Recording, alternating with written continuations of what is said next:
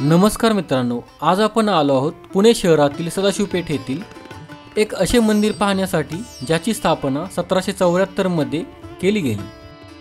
ते मंदिर आहे श्री लक्ष्मी नृसिंह मंदिर। हे मंदिर कोठे आहे ते आपण पाहूयात। टिळक रोडवरून आपण शगुन चौकाकडे जातो त्याच रोडवर पुणे विद्यार्थी गृह आहे, त्याच्या शेजारीच हे मंदिर आहे। मंदिराच्या प्रवेशद्वारावर नगरखाना आहे। छोट्या कोरीव दरवाजातून आत गेल्यावर तुम्हाला पारंपरिक मंदिर दिसते। पेशवेकालीन हे मंदिर अतिशय सुरेख दिसते। मंदिराचे सभामंडप लाकडी आहे आणि त्याची लांबी 60 फूट व रुंदी 20 फूट आहे। या सभामंडपाच्या दोन्ही बाजूला ओवऱ्या आहेत। उजव्या बाजूच्या ओरीच्या भिंतीत कोरीव महिरपी असलेल्या खिडक्या आहेत। सभामंडप आणि ओऱ्यांच्या लाकडी छताच्या कडेने पाना फुलांच्या वेलबुट्ट्या कोरलेल्या आहेत। सभामंडपाचे महिरपी असलेले खांब लाकडी पट्ट्यांनी जोडलेले आहेत। या पट्ट्यांवर उत्सव प्रसंगी दिवे लावण्याची सोय केलेली आहे। मंदिराच्या शिखरावर कलात्मक नक्षी आहे। मागच्या एका ओरीतून शिखरावर जाण्यासाठी मार्ग आहे।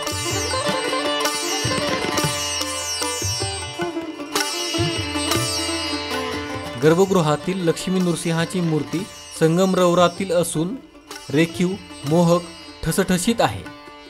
या मूर्तीस शांत रूपातील नृसिंह म्हणतात। हिरण्यकश्यपूचा वध करणारी नृसिंहाची मूर्ती उग्र स्वरूपातील समजली जाते।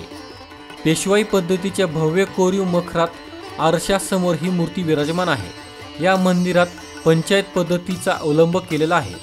गर्भगृहाच्या प्रवेशद्वाराच्या डाव्या बाजूला भिंतीमध्ये पेशवेकालीन संगमरवरातील गणेश मूर्ती आहे, तर उजव्या बाजूला नंदी आणि शंकराची पिंड आहे।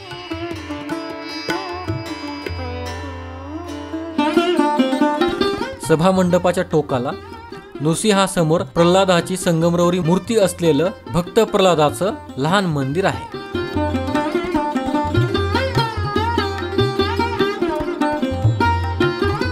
मंदिराच्या प्रदक्षिणेच्या वाटेवर डाव्या बाजूस भिंतीमध्ये सूर्यनारायण तर उजव्या बाजूस महिषासूर मर्दिनीची मूर्ती आहे।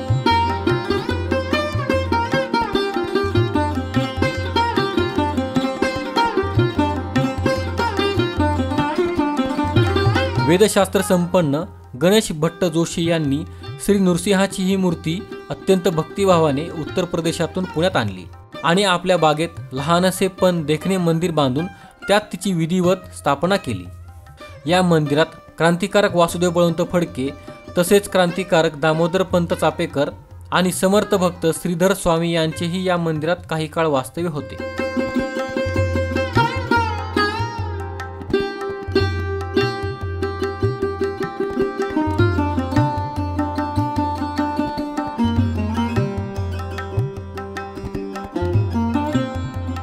जुन्या पुण्याचा मोहक अनुभव घ्यायचा असेल तर या मंदिराला भेट देणे हा एक आनंददायी अनुभव असेल। तर मित्रांनो, कसे वाटले हे मंदिर कमेंट्समध्ये नक्की लिहा। धन्यवाद।